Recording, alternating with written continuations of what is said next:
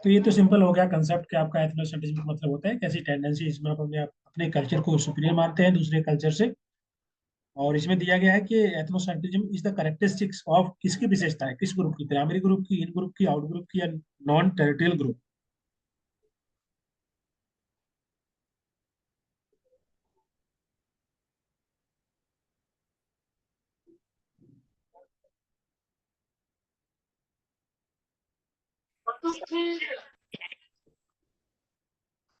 बोल रहा है कोई? ठीक है। देखो इसमें कृष्णकिता ने बोला है कि प्राइमरी ग्रुप है। अरिंदम बी, इन ग्रुप। प्राइमरी ग्रुप का मतलब देखो, प्राइमरी ग्रुप हो भी सकता है, नहीं भी हो सकता है। तो अभी आपके पास तीन ऑप्शन और भी है। प्राइमरी का मतलब छोटा ग्रुप, छोटा समूह, इंटीमेट ग्रुप बोल सकते हैं। बहुत ही क्लोज होता है, पर्सनल रिलेशन होते हैं, फैमिली के अंदर सभी एक प्राइमरी ग्रुप होता है। तो उनके अंदर एथनोसेंट्रिज्म होता है क्या? सब नहीं, ज्यादातर तो नहीं होता है। वैसे तो होने को तो हो सकता है, लेकिन अगर हम बात करें कि क्या विशेषता होती है उस ग्रुप की, नहीं होती है। प्राइमरी ग्रुप की एथनोसेंट्रिज्म की विशेषता नहीं होती। ठीक है। देखिए इसमें दो है, इन ग्रुप है, आउट ग्रुप। इन ग्रुप का मतलब क्या होता है? इन ग्रुप का मतलब होता है कि एक ग्रुप के अंदर ऐसे लोग, those who are sharing a common identity, उनकी आइडेंटिटी एक जैसी है, सेंस ऑफ बिलोंगनेस है। ठीक है, उसको हम इन ग्रुप बोलेंगे। और आउट ग्रुप का मतलब होता है जो इन ग्रुप से अलग हो। सो अगर हम बात करें यहाँ पर चार ऑप्शन के बेसिस पे, कि जो एथनोसेंट्रिज्म की जो विशेषता होती है वो इन ग्रुप के अंदर होती है, क्योंकि इन ग्रुप का मतलब ही होता है जो जनरली एक जैसे कॉमन आइडेंटिटी होती है, सेंस ऑफ बिलोंगनेस होती है। जैसे कि इंडिया के अंदर अंग्रेज आए, यहाँ पर उन्होंने राज किया, तो वो इन ग्रुप थे। ठीक है, उन्होंने अपने कल्चर को, अपनी भाषा को, अपनी लैंग्वेज को, उनको उसको सुपीरियर बताया। और यहाँ पर काइंड ऑफ बोल सकते हैं कि इंडियन को इन्फीरियर माना। तो वो एक इन ग्रुप था। और आउट ग्रुप में कौन थे? हम लोग थे। ठीक है, उसको बोलेंगे इन ग्रुप। आउट ग्रुप में वो होते हैं जिनको इन्फीरियर माना जाता है। इन ग्रुप में वो होते हैं जो अपने आप को सुपीरियर मानते हैं, जो सेंस ऑफ बिलोंगनेस उनके अंदर रहती है, ये कॉमन आइडेंटिटी होती है, कॉमन लैंग्वेज होती है, वो आपका इन ग्रुप के अंदर आता है। ठीक है। अब कोई बोल रहा है कि non territorial group can be also. हाँ, हो सकता है, लेकिन वो क्वेश्चन का फोकस नहीं है यहाँ पर। क्वेश्चन का फोकस है कि जो एथनोसेंट्रिज्म की विशेषता जो है किस ग्रुप के अंदर पाई जाती है।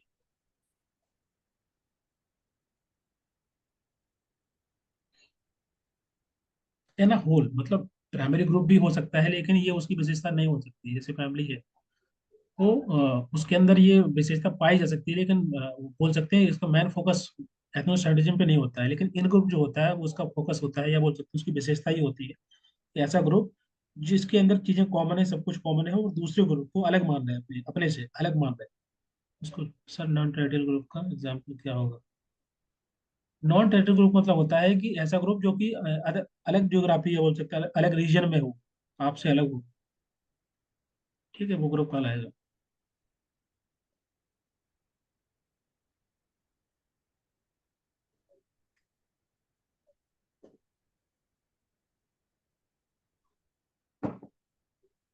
क्लियर है सभी को? तो राइट आंसर आपका होगा इन ग्रुप, ना कि प्राइमरी ग्रुप। जैसे इंफीरियर बोल सकते हैं ग्रुप है, सुपीरियर। क्या हो गया, कुछ कोई बोल रहा है क्या? एक मिनट, दो लोगों की माइक ओपन है, शहबाज एंड somebody। प्लीज इसको बंद करिए। हाँ, वही ऑटोमेटिक अनम्यूट हो जाते हैं। इसको बंद कर दीजिए। हाँ, कुछ पूछना हो तो you can just unmute and ask, otherwise इसको म्यूट करके रखना। नहीं, मुझे लगता है कोई क्वेश्चन पूछ रहा है, इसलिए मैं रुक जाता हूँ बीच में। सो ऑप्शन आपका बी वाला करेक्ट हो जाएगा। ठीक है, सभी को क्लियर है?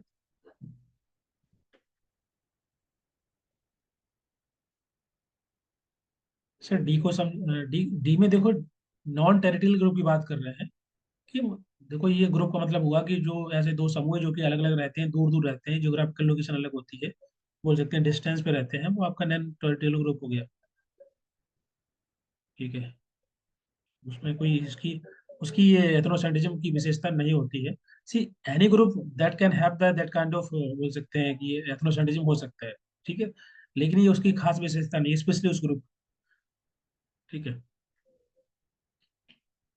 जैसे कि मान लीजिए अंग्रेज थे या इंडियन थे, तो इंडियन में भी हो सकती है भावना, या इंडियन में से कुछ लोगों में ये भावना हो सकती है, लेकिन ये उसकी विशेषता नहीं दर्शाएगा, क्योंकि विशेषता का मतलब होता है कि उसमें मेजोरिटी ऑफ ग्रुप जो है उसी चीज को फॉलो कर रहा होगा।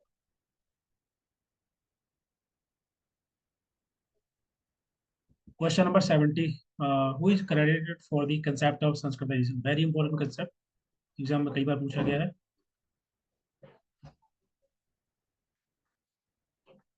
सर, खालिस्तान मूवमेंट को हम इन ग्रुप बोले या आउट ग्रुप? कहाँ है यार, एक मिनट को, या नॉन टेरिtoriयल बताएंगे को हम इन, देखो ये, कोई भी मूवमेंट है या कोई भी, मतलब वो दोनों हो सकता है ना, ऐसा नहीं है कि आप जो इन ग्रुप है क्या नॉन टेरिtoriयल नहीं हो सकता है।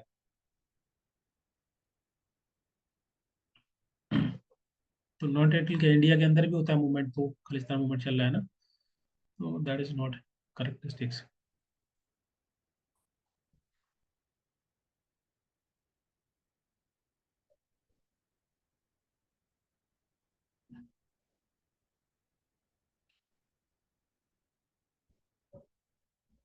बताइए।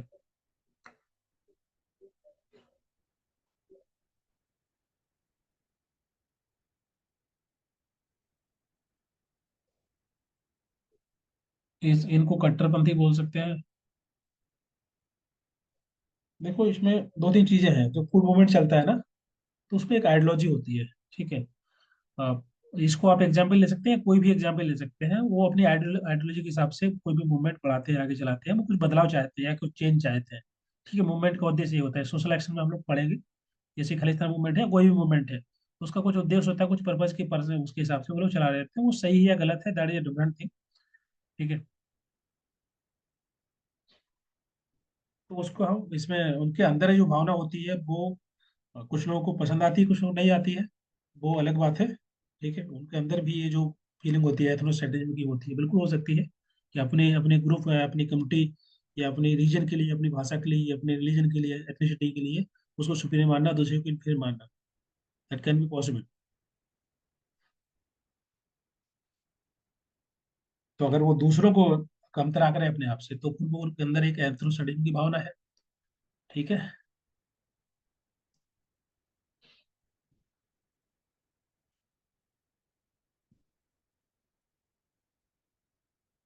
Who is credited for the concept of Sanskritization?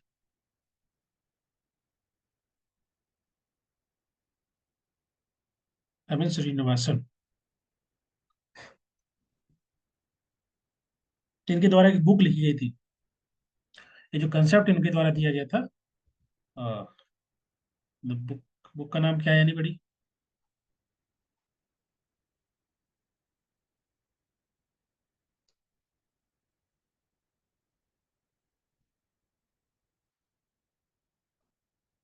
Yes, religion and society among the cops of south India, ठीक है। ये जो पुस्तक थी उसमें इन्होंने कंसेप्ट की चर्चा की थी, संस्कृताइजेशन के बारे में इन्होंने बताया, ठीक है। ये बताते हैं कि संस्कृताइजेशन जो है एक ऐसा प्रोसेस है,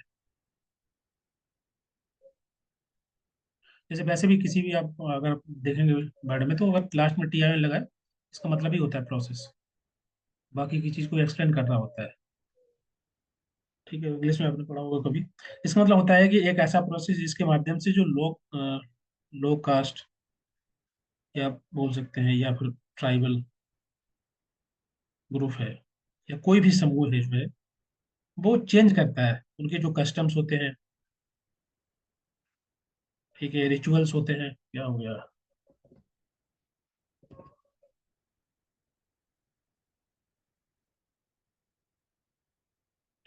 या आइडियोलॉजी है, या वे ऑफ लाइफ है,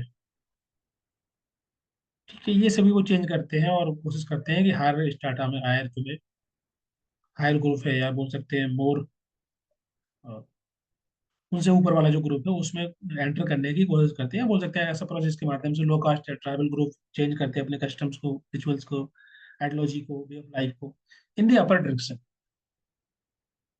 संस्कृति का मतलब यहाँ पर हर चीज से जो भी उनकी वे ऑफ लाइफ है वो बदलती है। और कहीं ना कहीं आप देखेंगे, और ऊपर जो अपर स्टाटा है उसमें जाने की कोशिश करते हैं। That is called as Sanskritization. क्या बोल सकते हैं, सोशल मोबिलिटी, सिंपल भाषा में बोले तो सच एज ब्राह्मण्स, बिल्कुल हाँ ये हो सकता है। ठीक है, सोशल मोबिलिटी करना या अपने जो ट्रेडिशनल कास्ट स्ट्रक्चर है उसमें बदलाव करना, चेंज करना, एक ऐसा प्रोसेस। ठीक है, अपने सोशल स्टेटस को बढ़ाने के लिए, इंप्रूव करने के लिए लोग अडॉप्ट करते हैं दूसरे कस्टम्स को, दूसरे प्रैक्टिसेस को, हायर कास्ट की।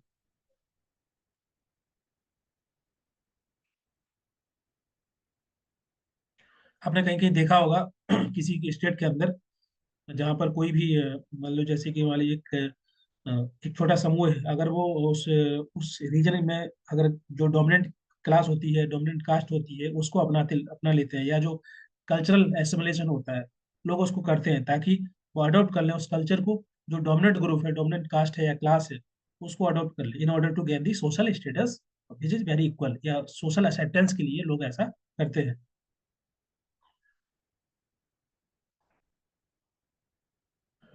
ठीक है, तो उसको बोलते हैं संस्कृताइजेशन। एक ऐसा प्रोसेस जिसके माध्यम से लो कास्ट या ट्राइबल ग्रुप जो है चेंज करता है अपने वे ऑफ लाइफ को in the direction just to achieve the higher strata और the social acceptance in the higher caste. तो उनकी कस्टम्स को कास्ट स्ट्रक्चर भी हो सकता है, बिल्कुल हो सकता है। ठीक है,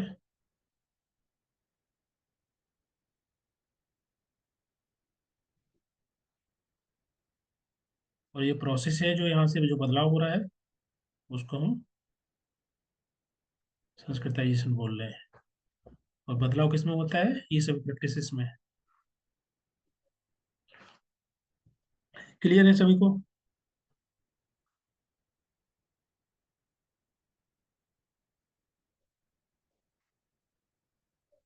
एवरीबडी प्लीज बताइए, आगे बढ़े फिर।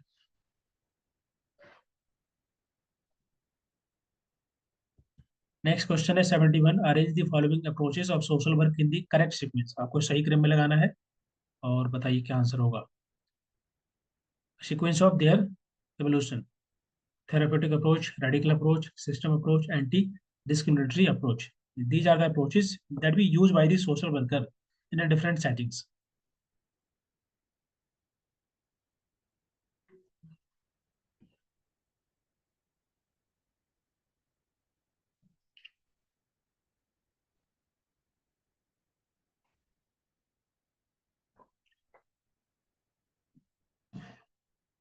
क्वेश्चन नंबर के साथ आंसर लिखिए।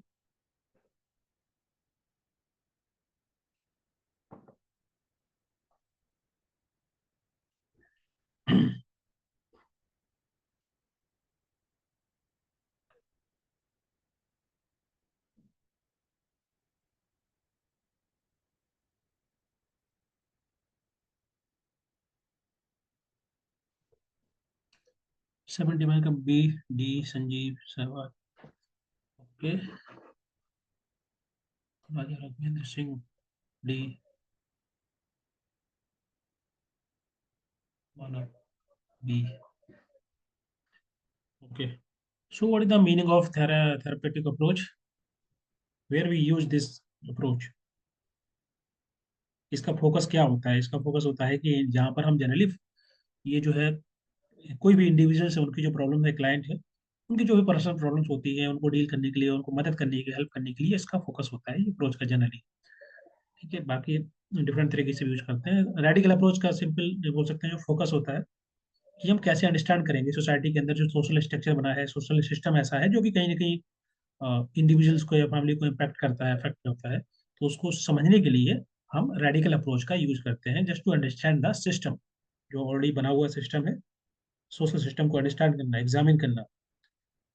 ओके, जैसे फैमिली के अंदर हमारी डायनेमिक्स अच्छी नहीं है, बेहतर नहीं है, डिसफंक्शनिंग है, तो उसको समझने के लिए हम लोग सिस्टम थ्योरी पढ़ते हैं, क्योंकि फैमिली है, कम्युनिटी है, ओके, आसपास के सराउंडिंग है, वो सब सोशल सिस्टम में आता है। तो उनको हम एग्जामिन करते हैं, समझते हैं, अंडरस्टैंड करते हैं कि उसका इम्पैक्ट क्या पड़ता है किसी पर्सन की ओवरऑल वेलबींग पर।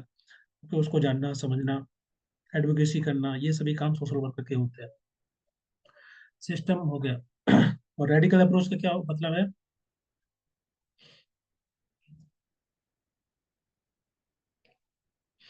रेडिकल अप्रोच फोकस करती है कि सोसाइटी के अंदर लोगों को जस्टिस इंश्योर करना, जो प्रेजेंट टाइम में स्टेटस को है, जो बना हुआ है, उस अवस्था को चेंज करना, उसमें बदलाव करना, उसको चैलेंज करना, एडवोकेसी करना, सोशल जस्टिस इंश्योर इंश्योर करना लोगों को।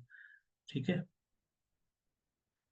जैसे कि सोसाइटी के अंदर पॉवर्टी है, ओके, लोगों के पास घर नहीं है, उनको अफोर्डेबल हाउसिंग प्रोवाइड कराना, एडवोकेसी करना, लॉबिंग करना। सोशल वर्कर लॉबिंग भी करते हैं ताकि पॉलिसी में कुछ बदलाव आए, चेंज आए, ताकि लोगों को जो है काइंड ऑफ हेल्प मिल पाए, और लोगों के बीच में अवेयरनेस क्रिएट करना, क्या क्या इश्यू में कैसे हम टैकल कर सकते हैं, कैसे कैसे हैंडल कर सकते हैं। जो प्रोटेस्ट वगैरह होते हैं वहाँ पर भी सोशल वर्कर कहीं ना कहीं ऑर्गेनाइज कराते हैं, कम्युनिटी ऑर्गेनाइजेशन में सोशल एक्शन, ताकि लोगों की प्रॉब्लम को हम देख पाए, या जो सिस्टमैटिक सोसाइटी के अंदर जो भी इनक्वलिटी है उनको हम कैसे चैलेंज करेंगे। ये जो हमारे रेडिकल अप्रोच होती है उसके माध्यम से हम पढ़ पाते हैं, समझ पाते हैं, अंडरस्टैंड कर पाते हैं। ओके, तो इसका फोकस होता है कि प्रेजेंट टाइम का जो स्टेटस को बना हुआ है सोसाइटी का, जो कि फेवर में नहीं है, जो वल्नरेबल सेक्शन उनके फेवर में नहीं है, तभी वो परेशान है, पीड़ित है, तो उन उसको बदलना, उसको चेंज करना। ठीक है। That can also be use direct action और लॉबिंग करना, या आंदोलन करना, किसी न किसी रूप में सोशल वर्कर हेल्प करते हैं कम्युनिटी की, इन अ डिफरेंट वे। उसमें रिसर्च भी करना होता है, तो रिसर्च पार्ट भी होता है सोशल वर्क का एक। समझ में आ रहा है? नेक्स्ट इसमें एंटी डिस्क्रिमिनेटरी अप्रोच। ये भी एक अप्रोच है जो कि सोशल वर्कर यूज करते हैं। इसका मतलब क्या होता है कि किसी प्रकार सोसाइटी के अंदर कई प्रकार की डिस्क्रिमिनेशन होती है। कोई racial discrimination, sexual discrimination, disability, बहुत सारे लोग डिसेबल्ड होते हैं। ठीक है, उनको भी कहीं ना कहीं एक सोशल डिस्क्रिमिनेशन फेस करना पड़ता है। और इसी प्रकार से बहुत सारे ऐसे लोग अफेक्टेड होते हैं सोसाइटी में। ओके, तो उनके लिए रिसोर्सेज प्रोवाइड कराना, उनको अपॉर्चुनिटी इंश्योर करना, उनको रिसोर्सेज प्रोवाइड कराना from the government, from the other welfare agency, सरकार की हो चाहे प्राइवेट हो। ठीक है, तो ये जो एंटी डिस्क्रिमिनेटरी प्रैक्टिसेस जो की जाती है सोसाइटी के अंदर, उनको आइडेंटिफाई करना, उनको एड्रेस करना, तो सोशल वर्कर वहाँ पर काम करते हैं, एडवोकेसी भी करते हैं। ओके, स्पेशल नीड है जैसे कि डिसेबल्ड पर्सन, उनकी स्पेसिफिक नीड होती है, तो उनको हम कैसे प्रोवाइड करा सकते हैं, उनको घर कैसे प्रोवाइड करा सकते हैं, शेल्टर कैसे प्रोवाइड करा सकते हैं, किसी को लीगल सपोर्ट चाहिए तो लीगल सपोर्ट प्रोवाइड कराना। ठीक है, तो ये सभी के सभी। हाँ, कास्ट वाइज डिस्क्रिमिनेशन भी होता है, अनटचेबिलिटी है, किसी भी प्रकार की सोसाइटी के अंदर डिस्क्रिमिनेशन जो है उसको एड्रेस करने के लिए, चैलेंज करने के लिए, उसको उसको आइडेंटिफाई करने के लिए एंटी डिस्क्रिमिनेटरी अप्रोच का फोकस होता है। क्लियर है?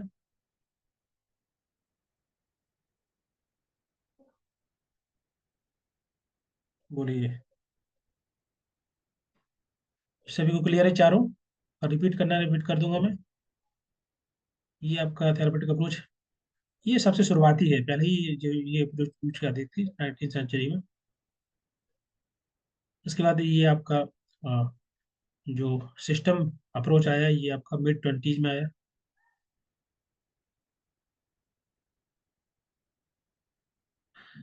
मोहम्मद शोएब, रिपीट कर दीजिए। ठीक है, कर देते हैं।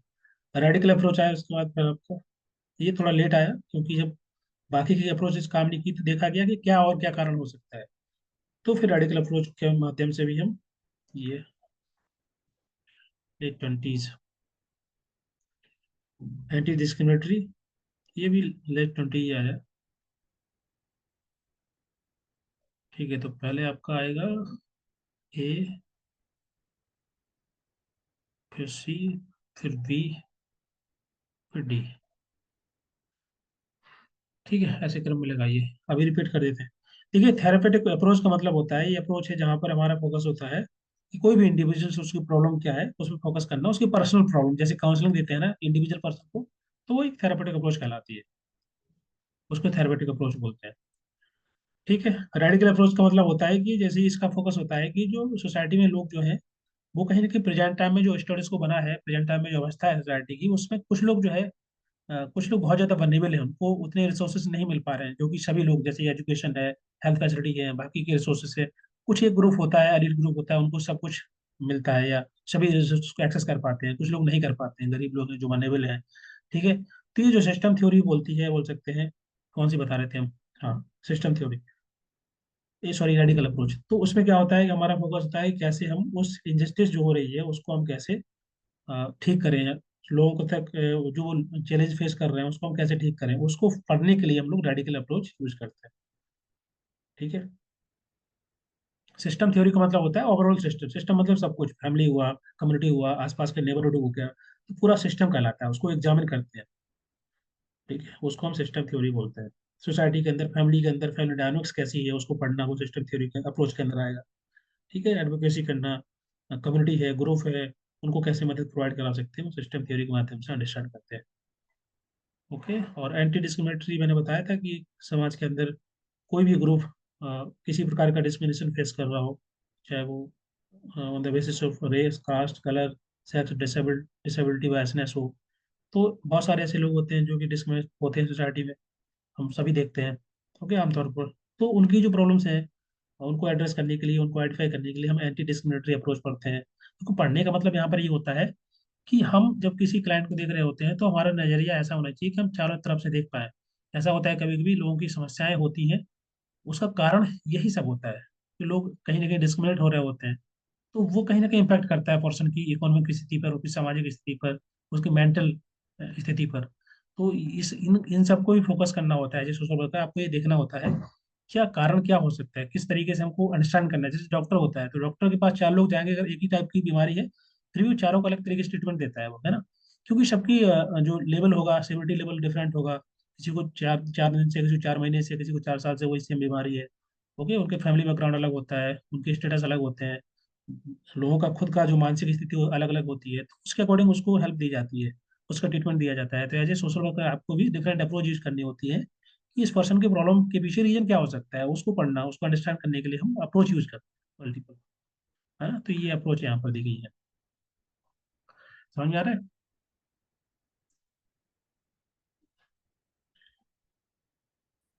ठीक है। सो अब यहाँ पर आप ऑप्शन नंबर कौन सा हो गया, बी हो गया, बी मार्क कर लीजिए। सभी को क्लियर है?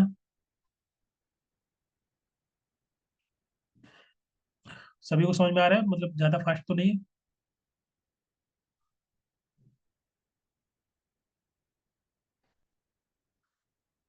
ठीक है। हाँ सर, अरिंदम सरकार ज्यादा फास्ट हो रहा है। अभी आपका पहला क्लास है तो आई थिंक हो सकता है आपको लग रहा हो, बट मैं कोशिश कर रहा हूँ कि चीज़ों को बार बार दोहरा करके आपको बताऊं ताकि आपके क्लियर कंसेप्ट हो जाए। ठीक है, ठीक है। अच्छा, ये बोला कि सब अच्छा। Okay, okay, okay. ठीक है। नेक्स्ट देखिए, क्वेश्चन पढ़िए, ये भी बहुत इंपॉर्टेंट एक थ्योरी है। ये जीन पियाजे के द्वारा दी गई थी, आप पढ़ेंगे तो समझ में आएगा।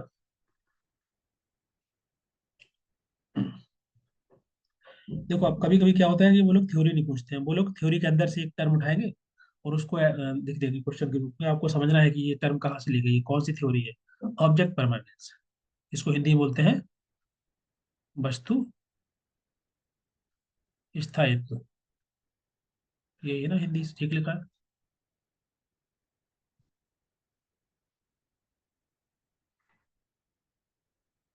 तो कॉग्निटिव डेवलपमेंट जो है ये थ्योरी दी गई थी, मतलब किस प्रकार से बच्चों में विकास होता है, उनका मानसिक किस प्रकार से जो है डेवलपमेंट होता है, उसको यहाँ पर एक जेन पियाजे थे, जेन, इनको जेन पियाजे बोलते हैं। ठीक है। इनके द्वारा एक थ्योरी प्रपोज की गई। इन्होंने बताया कि जो बच्चे हैं उनके किस प्रकार से मानसिक डेवलपमेंट होता है, मेंटल डेवलपमेंट होता है। ये बताते हैं कि बच्चे जो है चार प्रकार की जो डिस्टिंग स्टेज होती हैं, 4 स्टेजेस होती हैं, उनके को थ्रू करते हैं वो लोग, और उसके माध्यम से उनका कॉग्निटिव डेवलपमेंट होता है, मानसिक विकास हो रहा होता है। ठीक है, ये बताते हैं कि हर एक स्टेज के अंदर कुछ विशेषताएं होती हैं, तो बच्चा उसमें हर एक स्टेज के अंदर, ये चार हो गई, एक, दो, तीन, चारों अवस्थाओं में अलग अलग तरीके से बच्चा समझता है, अंडरस्टैंड करता है, चीज़ों को सोचता है, ओके, सीखता है कुछ ना कुछ, और हर एक स्टेज के अंदर वो कुछ ना कुछ लर्न करता जाता है, इसी प्रकार से उसका मानसिक विकास होता है। ठीक है। तो ये इसके पहले तक जो भी स्टडी थी, बच्चों के विकास को लेकर के, मानसिक विकास को लेकर के उनको माना जाता था कि बच्चे जो है मतलब एक बड़ों का जो वयस्क होते हैं, जो अडल्ट होते हैं, उनका छोटा रूप होते हैं बच्चे, मतलब उनका दिमाग भी कम होता है। लेकिन ये बताते हैं कि ऐसा नहीं है। इन्होंने स्टडी किया और बताया कि जो बच्चे होते हैं वो सोचते अलग तरीके से हैं, मतलब उनका सोचने का तरीका अलग होता है। ऐसा नहीं है कि वो छोटा रूप होते हैं या उनके पास दिमाग कम होता है, बस उनका तरीका जो होता है वो डिफरेंट होता है। तो अगर हमको बच्चों को समझना है तो हमको उनके परस्पेक्टिव से समझना होगा, तब बेहतर तरीके से समझ सकते हैं। इसलिए इनके कंसेप्ट को जनरली छोटे बच्चे होते हैं उनको पढ़ाने के लिए यूज करते हैं, ताकि हम बेहतर तरीके से बच्चों से कम्युनिकेट कर पाएँ, उनकी बात समझ पाएँ, उनको अंडरस्टैंड कर पाएँ प्रैक्टिकल रूप में। तो इसको हम यूज करते हैं एजुकेशन में। ठीक है, जिसको हम डिस्कवरी लर्निंग बोलते हैं, रीडिस्कवरी लर्निंग, जो बच्चों को पढ़ाने के लिए यूज की जाती है, ताकि बच्चों से हम कम्युनिकेट कर पाएँ बेहतर तरीके से, उनकी वो क्या सोच रहे हैं, क्या समझ रहे हैं, उनके परस्पेक्टिव से समझना, जानना, अंडरस्टैंड करना। ठीक है, क्योंकि शुरुआती स्टेज में बच्चे जो है बोल नहीं सकते, तो कैसे बात करेंगे, कैसे कम्युनिकेट करेंगे, वो एक्शन के माध्यम से करते हैं, है ना। रोने लगते हैं या फिर इधर उधर हिलेंगे वो, ओके, हाथ पैर चलाएंगे, तो वो कुछ बोलना चाहते हैं, कुछ बताना चाहते हैं, ऐसे भूख लगी है या कुछ भी है, पॉटी करना है, तो वो ऐसे ही करके एक्शन के माध्यम से वो कुछ मतलब प्रोसेस करते हैं चीज़ों को, फिर धीरे धीरे करके लेटर स्टेज में वो मेंटल ऑपरेशंस करना स्टार्ट करते हैं, मतलब मानसिक रूप से वो समझ पाते हैं, चीज़ों को बता पाते हैं, बोल पाते हैं। तो ये पूरी की पूरी थ्योरी जीन पियाजे के द्वारा दी गई। उसमें एक टर्म आता है वस्तु स्थायित्व, इसको बोलते हैं ऑब्जेक्ट परमानेंस। ठीक है, ऑब्जेक्ट परमानेंस का मतलब क्या होता है? ये बेसिकली आपका ये जो है सेंसरो मोटर स्टेज के अंदर डेवलप होता है। यहाँ पर स्टेज में लिख देता हूँ ताकि आपको क्लियर हो जाएगा। एक सर, है ये जो स्पेलिंग लिखा हुआ है ना, ये थोड़ा फिर से बता देंगे क्या, किसके द्वारा दिया गया था वह? जेन, JEAN PIAGET। तो जीन प्याजे बोलते हैं, मतलब बोलने के लिए हम बोलते हैं इसको जीन प्याजे, जैसे तो पियागेट हो गया, टी है ये। ठीक है। Okay sir, okay, thank you. हाँ, तो यहाँ पर चार स्टेज इनके द्वारा दी गई है। एक तो आपका है सेंसरी मेटर मोटर, सॉरी। ठीक है, सेंसेस जहाँ पर बच्चों की ज्यादा काम करते हैं, उनके जो एक्शंस होते हैं, जो सेंसेस होते हैं, लर्निंग कहाँ से होती है? Learning through the senses, learning through the actions. दूसरा स्टेज है दैट इज द, कौन कौन सी आप लोग भी बोलते जाइए, प्री ऑपरेशन। तीसरी स्टेज है concrete operational stage. Fourth stage होती है फॉर्मल ऑपरेशन, जहाँ पर बच्चे बेहतर तरीके से सोच पाते हैं, मतलब बड़े हो जाते हैं, 11 साल से ऊपर होते हैं, तो एब्स्ट्रैक्ट थिंकिंग डेवलप हो जाती है। जिसको बोलते हैं डिडक्टिव रीजनिंग या हाइपोथेसिस बनाना, चीज़ों के बारे में सोचना, एजम्पशन क्रिएट करना, मॉरल इश्यू को लेकर के डिबेट करना, है ना, वो सभी चीज़ें फॉर्मल स्टेज के अंदर आती हैं, इसको फॉर्मल ऑपरेशन स्टेज बोलते हैं। तो ये चार स्टेज होती है। ठीक है,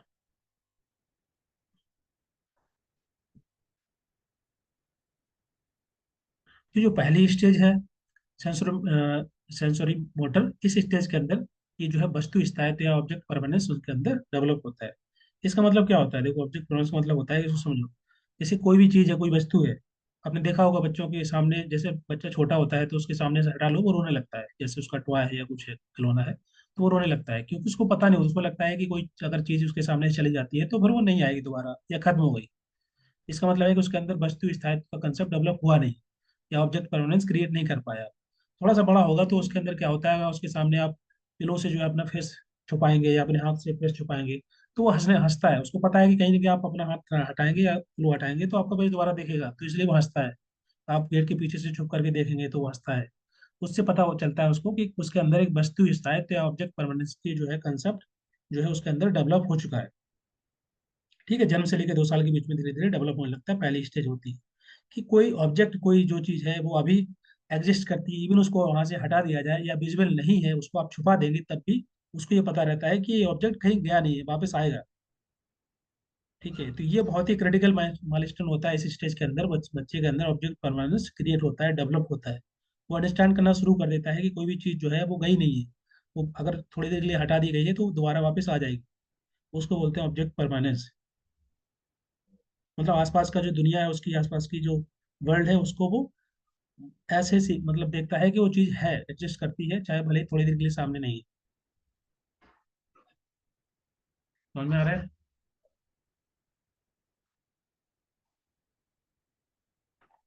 बताइए।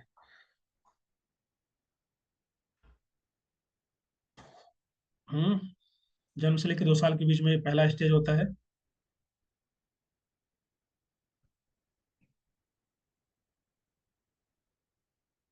2 साल से लेकर 7 साल, 7 से 11, और उसके बाद 11 प्लस।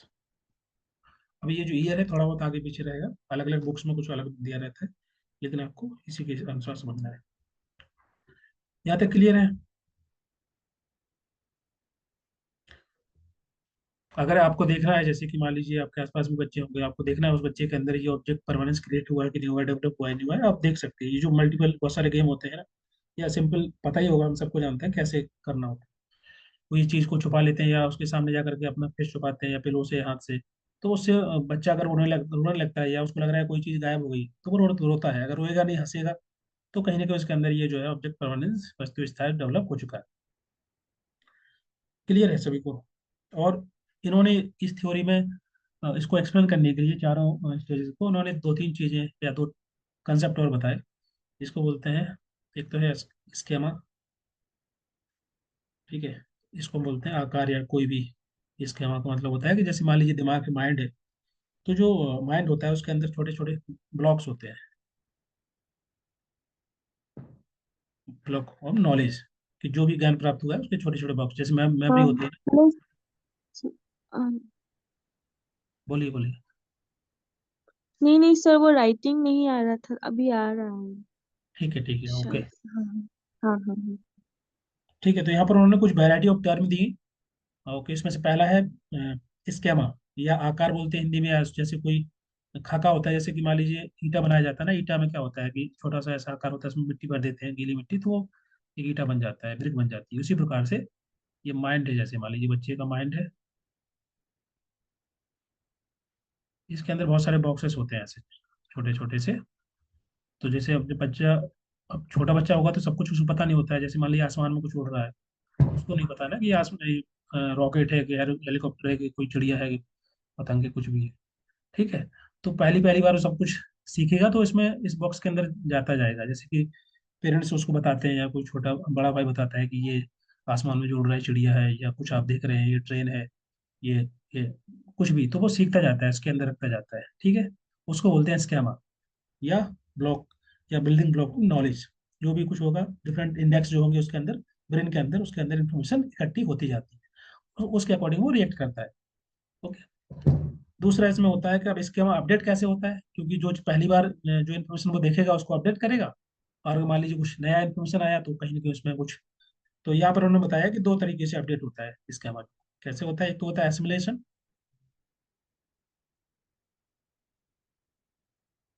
ठीक है, और दूसरा होता है एकमेंडेशन। जिनको पता है वो लिखते जाएं कमेंट बॉक्स में। एसिमुलेशन का मतलब क्या होता है? आत्मसात करना हिंदी में, रख लेना, मिलाने, कि जो ऑलरेडी एग्जिस्टिंग स्कीमा है उसमें जो है उसको हम यूज करते हैं और नई सिचुएशन में अप्लाई करने की कोशिश करते हैं, क्योंकि ऑलरेडी कुछ पहले से इन्फॉर्मेशन हमारे पास है।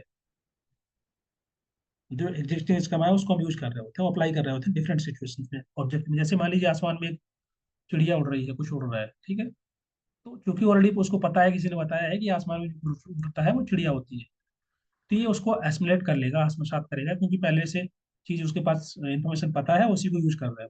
ठीक है। अकोमोडेशन का मतलब क्या होता है? समायोजन करना, कि जब एग्जिस्टिंग स्कीमा वर्क नहीं करेगा, जैसे कि मान लीजिए पहले उसको पता है कि आसमान में जो कुछ उड़ रहा है वो चिड़िया है, जबकि जरूरी तो ऐसा नहीं हो सकता ना, हेलीकॉप्टर हो सकता है, प्लेन हो सकता है। तो ये इन्फॉर्मेशन उसके पास नहीं थी पहले, इस बच्चे के पास। उसको केवल यही पता था कि something which is flying in the sky, that is a bird.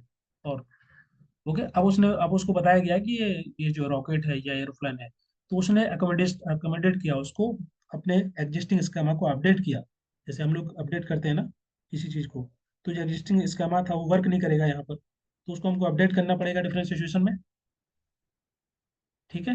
So if the situation change, उसी के अकॉर्डिंग अप्रोच भी हमको चेंज करनी पड़ती है, अपने जो स्कीमा है उसको अपडेट करना होता है, नया नॉलेज को अपडेट करना पड़ेगा ब्लॉक के अंदर। ठीक है। समझ में आ रहा है दोनों? बताइए। ठीक है, तो ये स्केमा इस प्रकार से अपडेट होता है, एसिमुलेशन के माध्यम से, अकोमोडेशन के माध्यम से। फिर से समझा देना, ठीक है, समझा देंगे। अब इसमें एक चीज और है जो कि लास्ट में उन्होंने बताया, ये इक्विलिब्रियम जिसको बोलते हैं। इक्विलिब्रियम बोलेंगे या इक्विलिब्रेशन बोल सकते हैं, संतुलित करना, संतुलन, संतुलन बनाए रखना। इसका मतलब क्या होता है कि जो भी हमने याद किया है जी, जो बच्चा है उसने, हेलो,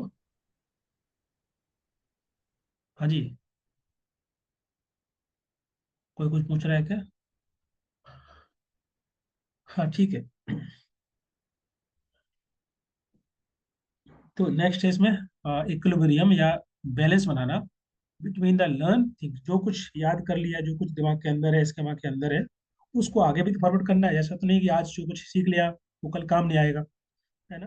तो उसको लगातार अपडेट करते रहना। जैसे कि आगे जो दो ऑप्शन मैंने बताए हैं, एसिमुलेशन अकोमोडेशन के माध्यम से उसको समायोजित करना और साथ साथ संतुलित बनाए रखना। और जो विकास है बच्चे का, जो कॉग्निटिव डेवलपमेंट हो रहा है, वो लगातार बढ़ता रहेगा, आगे बढ़ता रहेगा। ठीक है।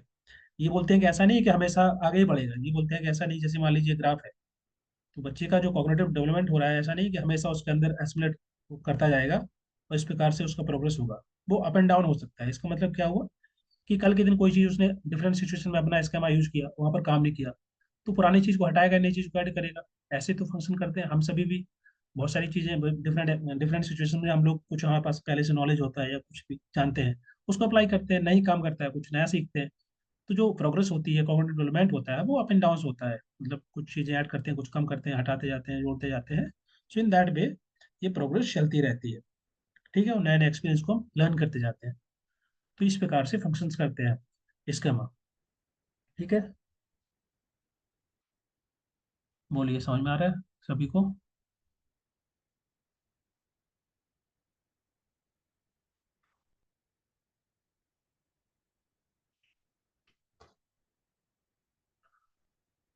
ठीक है, तो ये तो हो गया यहाँ पर जो इन्होंने डिफरेंट है, ये जो कंसेप्ट बताए हैं बेसिकली, जो कि यूज करते हैं, वैरायटी ऑफ टर्म है जो, चार टर्म दिए, स्केमा, एसिमुलेशन, अकोमोडेशन और इक्विलिब्रियम, इक्विलिब्रेशन।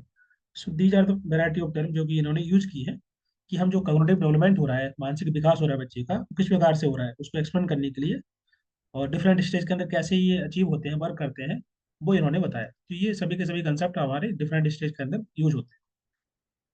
ठीक है, पहला स्टेज में सेंसरी मोटर, सेंसरी मोटर, इसका मतलब क्या हुआ, जो पहले मैंने अभी चर्चा की थी ऑब्जेक्ट परमानेंस की, ये इसके अंदर डेवलप होता है। Okay, cause and effect relation develop होते हैं।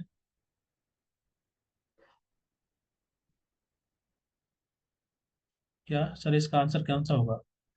हाँ, पहला ही आंसर होगा, तो अभी बताया मैंने। ये जो वस्तु स्थायित्व या ऑब्जेक्ट परमानेंस जो होता है, वो पहले स्टेज में होता है जब बच्चा छोटा होता है। ठीक है, इस स्टेज के सेंसोरी मोटर के अंदर ही बच्चा जो है लर्न करता है, कैसे, through the senses, through the actions. ठीक है, cause and effect relation develop होता है। उसको भूख लगती है, वो चिल्लाता है, रोता है ना। उसको पोटी करना होता है, वो चिल्लाने लगता है, या इधर उधर खिसकता है, अपने हाथ पैर चलाता है, कुछ ना कुछ करता है। तो जो एक्शंस होते हैं उसके, या कुछ सेंस कर रहा होता है, उससे वो सीख रहा होता है। ठीक है, नेक्स्ट है pre operational stage. Pre operational का स्टेज का मतलब क्या होता है कि यहाँ पर सिंबॉलिक थिंकिंग डेवलप होती है, उसके अंदर लैंग्वेज डेवलप होती है। मतलब लॉजिकल, बहुत ज़्यादा लॉजिकल रीजनिंग डेवलप नहीं हो पाती, लिमिटेशन रहती है, लेकिन धीरे धीरे करके वो सिंबॉलिक रिप्रेजेंटेशन करने लगता है। जैसे जो टॉय होते हैं या कुछ होते हैं, वो उसके माध्यम से सीखता है, यूज लैंग्वेज एंड सिंबल्स, बिल्कुल, है ना। उसके माध्यम से वो चीज़ों को क्रिएट करता है, अपने आसपास की दुनिया को क्रिएट करता है। इसलिए बच्चे देखना हमेशा, टॉय वगैरह होते हैं या कुछ खिलौने होते हैं, उसके माध्यम से वो रिप्रेजेंट करते हैं चीज़ों को, है ना। उनके अंदर एक ईगो, जो ईगो सेंट्रिज्म डेवलप हो जाता है। ओके, उनको लगता है कि हमारे हिसाब से वो जो कुछ सोच रहे होते हैं, उनका खुद का पर्सपेक्टिव होता है, उसी के हिसाब से दुनिया चल रही होती है उनकी, है, उनके आसपास की दुनिया उनके अकॉर्डिंग चल रही होती है। उनको लगता है अगर कुछ गड़बड़ हो जाएगा तो सब कुछ खत्म हो सकता है। वो ईगो सेंट्रिज्म की भावना या स्किल जो डेवलप उनके अंदर डेवलप होती है। ठीक है।